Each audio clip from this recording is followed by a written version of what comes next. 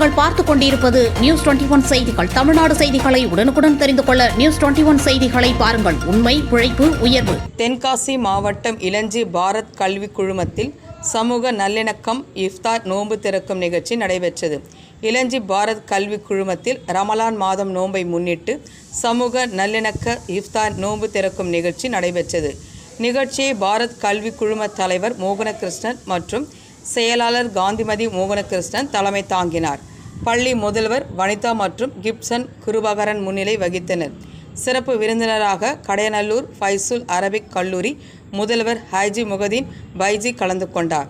தென்காசி மீரான் மருத்துவமனை மருத்துவர் அப்துல் அஜீஸ், தென்காசி திருச்சபை ஃபாதரியார் போஸ்கோ குணசீலன் மற்றும் குற்றாலம் திருமூலர் யோக வேதம் சுவாமி ஆதியோகி சிவானந்தர் ஆகியோர் வாழ்த்துரை வழங்கினர்.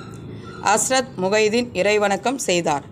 ஃபைசுல் அரபிக் கல்லூரி முதல்வர் ஹாஜி முகைதீன் பைஜி, மீரான் மருத்துவமனை மருத்துவர் அப்துல் அஜீஸ், தென்காசி பாதிரியார் போஸ்கோ குணசீலன் மற்றும் திருமூலர் யோக வேதம் சுவாமி ஆதியோகி சிவானந்தர் ஆகியோருக்கு பாரத் கல்வி குழும தலைவர் மோகனகிருஷ்ணன் பொன்னாடை அணிவித்து கௌரவித்தார்.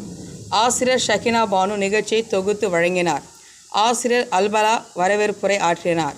சிறப்பு விருந்தினர் ஹாஜி முகதீன் பைஜி, மனிதர்களாகிய நாம் ஒவ்வொருவரும் பிற மதத்தினரையும் மகிழ்ச்சியுடன் மதித்தல் வேண்டும் என்றும், திருச்சபை ஃபாதரியார் போஸ்கோ அவர்கள் நோன்பு மனிதர்களிடம் நிலவும் ஒழுக்கத்தை மேம்படுத்தும் என்றும், ஆதியோகி சிவானந்தர் அன்பை வெளிப்படுத்துவது பற்றியும் மற்றும் அப்துல் ஆஷிஷ் அவர்கள் நோன்பு மனிதனின் உடல் ஆரோக்கியத்தில் பெரும் பங்கு வகிக்கிறது என்றும் சிறப்புரையாற்றினர்.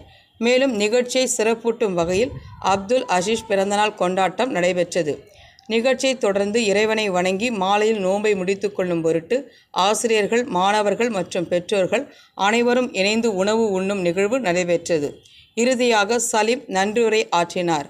பாரத் கல்வி குழும தலைவர் மோகனகிருஷ்ணன் மற்றும் செயலாளர் காந்திமதி மோகனகிருஷ்ணன் இஃப்தார் நோன்பு திறக்கும் நிகழ்ச்சிக்கு சிறப்பான ஏற்பாடுகளை செய்திருந்தனர். நியூஸ் 21 செய்திகளுக்காக தென்காசி மாவட்ட செய்தியாளர் கோதர்ஷா.